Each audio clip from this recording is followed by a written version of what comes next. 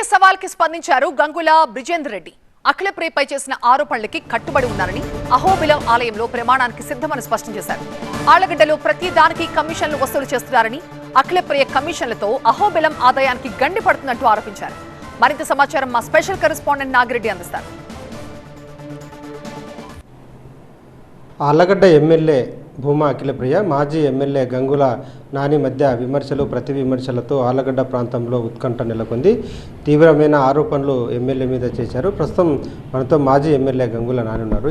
మీ దగ్గర మీరు చేసిన ఆరోపణలకు ఆధారాలు ఏమైనా ఉన్నాయా? ఇప్పుడు సింపుల్ అండి, నేను ఒకటే విషయం చెప్తున్నాను మీ టీవీ ద్వారా ప్రజలకి.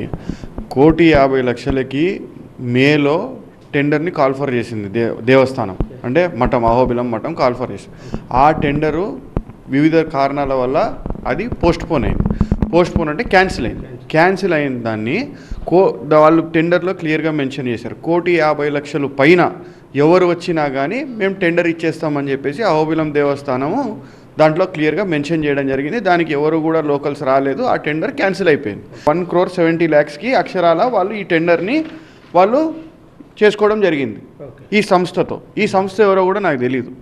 ఈ సంస్థతో చేసుకున్నారు. ఎందుకు చేసుకున్నారు? ఇక్కడ టెండర్ వేయడానికి వచ్చే వాళ్ళని వాళ్ళు బెదిరిస్తున్నారు. మీరు ఆ వాయిస్ రికార్డింగ్లు కూడా మీడియా అందరికీ చేరే ఇక్కడ టెండర్ వేయడానికి వచ్చిన వాళ్ళని బెదిరిస్తున్నారు. లోకల్ వాళ్ళు టెండర్ వేయకుండా చేస్తున్నారు, కేసులు పెడతామని బెదిరిస్తున్నారు. ఈ విధంగా చేస్తుంటే వాళ్ళు ఏం చేస్తున్నారు, 1,70,00,000కి దాన్ని టెండర్ వేసుకొని ఆ హ్యూమన్ హెయిర్ని ఆ కంపెనీకి వాళ్ళు అందిస్తున్నారు. ఎవ్రీ 3 monthsకో 2 monthsకో వాళ్ళ షెడ్యూల్ ఏది ఉంటుందో అది మనకు తెలియదు. దాని ప్రకారం వాళ్ళు ఇస్తున్నారు. మొన్న కూడా ఏం జరిగింది, 2 days బ్యాక్ వాళ్ళు ఈ విధంగా ఈవెన్ వెహికల్ నెంబర్తో సహా, వెహికల్ నెంబరు, వచ్చిన డ్రైవర్ ఆధార్ నెంబరు, దాని తర్వాత అన్నీ కలిపి ఎన్ని కిలోలు, ఎంత క్వాంటిటీ, ఎంత రేటు అంతా మెన్షన్ చేసి ఒక ఇన్వాయిస్, వే బిల్లు అన్నీ రైజ్ చేసి వాళ్ళ సొమ్ముని ట్రాన్స్పోర్ట్ చేసుకుంటున్నారు. ఇప్పుడు ఇంత క్లియర్గా వాళ్ళు పేపర్ మీద పెట్టి వాళ్ళు పేపర్ ప్రకారం చేస్తుంటే మీరు ఎందుకు అడ్డుపడుతున్నారని అదే నేను అడిగేది.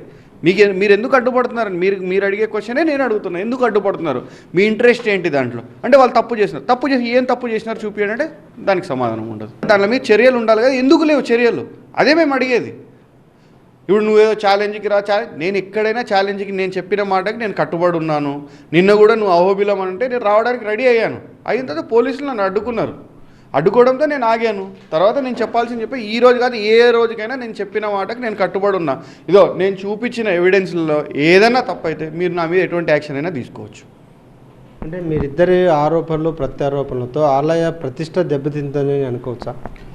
ఇప్పుడు ఆలయ ప్రతిష్ట దెబ్బతింటుందనే నేను కూడా చెప్తున్నాను. ఆలయ ప్రతిష్ట దెబ్బతినకుండా జాగ్రత్తలు తీసుకోవాల్సిన బాధ్యత ఎవరి మీద ఉంది? సనాతన ధర్మాన్ని కాపాడతాము, హిందుత్వాన్ని కాపాడతాం అని చెప్పింది ఈ కూటమి ప్రభుత్వమే కదా. దీని మీద ఎంక్వైరీ చెప్పండి. సింపుల్, నేనొద్దు ఆమొద్దు, రచ్చంతొద్దు, చర్చలు బొర్చలు ఎందుకు?